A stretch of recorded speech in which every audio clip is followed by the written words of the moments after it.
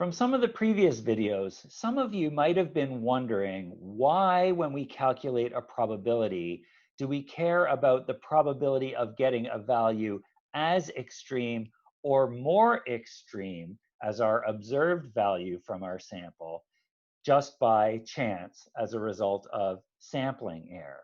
Why is it that we need to consider values more extreme than our observed value? Okay, and to explain this, I want to talk through the example that we worked with before, and that was our sample associated with left and right-handedness in toads, where our null hypothesis was that the frequency of left-handed toads was equal to the frequency of right-handed toads in the population. That is, that they were in the population in 50-50 or equal proportions. If you recall, our alternate hypothesis in this example was that the frequency of left-handed toads was not equal to the frequency of right-handed toads.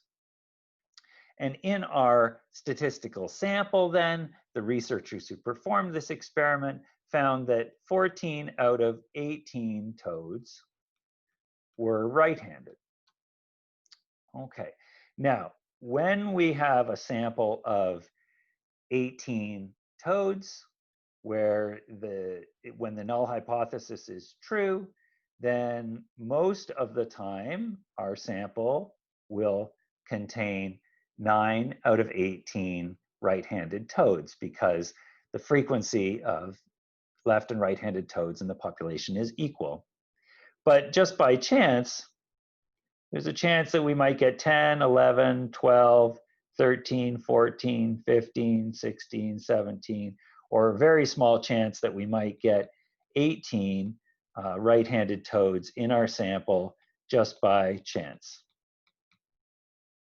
Okay, now this is a symmetrical distribution, and what that means is that the right-hand side looks the same as the left-hand side, and so the probability of getting 10 right-handed toads is the exact same as the probability of getting 8 right-handed toads, and so on. So 7, 6, 5, 4, 3, 2, 1, and a very small chance of getting 0.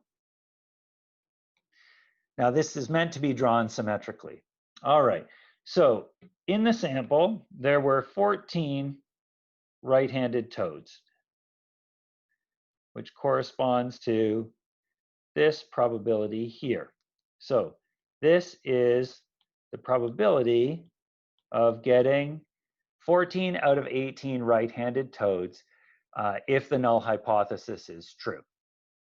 Okay, but this is not equal to our p-value. Our p-value is the probability of getting a value or an observation or a statistical sample as extreme or more extreme than what we observed if the null hypothesis is true. So we need to consider not only the probability of getting this observed value of 14 out of 18, but we need to also consider the more extreme values of 15, 16, 17, and 18 right-handed toads in a sample of 18 observations. So we need to sum all of these together. Now that might be a little bit confusing to you. You might be thinking, why do we need to sum these together? Okay, and the reason for this has to do with the logic that if we were to take this probability that 14 out of 18 show up in our sample as right-handed and use that to refute the null hypothesis and reject it, then if we reject it for 14 out of 18, then surely we're going to reject it for 15 out of 18, 16 out of 18, 17, and 18 out of 18. Okay, so what we need to do then is to sum together all of those probabilities and acknowledge that that sum together is the probability of us making a mistake and falsely rejecting the null hypothesis when it is in fact true. Now, so far, I've only considered the right-hand side of the distribution, okay? But in this case, our alternate hypothesis was not directional, okay? It didn't say that there would be more or less right-handed toads than left-handed toads. It just said that they would be at a different frequency from 50-50, Okay, and when we don't have a directional alternate hypothesis, we need to consider not only values that are as extreme or more extreme in the observed direction, but we also need to consider the corresponding other tail of the distribution.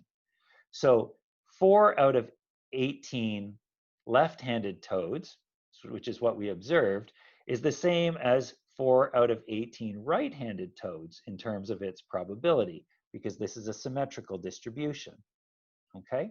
And so surely if we were going to reject our null hypothesis based on a sample of 14 out of 18 right-handed toads, then by logic, we ought to equally reject our null hypothesis if 14 out of 18 toads were left-handed, okay, which corresponds to this value down here and all of the more extreme values here, okay? And so in this case, what we're doing is saying that we need to sum together all of these probabilities because by logic, if we were going to reject the null hypothesis for 14 out of 18 right-handed toads, we should also reject the null hypothesis for all of these observations as well. So we need to consider what is the chance that we would falsely reject the null hypothesis based on this observation of 14 out of 18 if we conclude that the null hypothesis is false. Well, that corresponds to the probability of getting the observed value as well as all of the more extreme values in the positive direction and the corresponding values at the negative direction, okay? Now, because this is a symmetrical distribution, we could simply sum up these values, sum all of these probabilities, and because this is a symmetrical distribution, we could take that and multiply it by 2, which will give us the same answer as summing all of the upper values and all of the lower values together. So I hope this explanation of the logic of why we need to consider not just the probability of our observed value, but also of more extreme values will help you to understand why we need to calculate our p-value in the way that we do.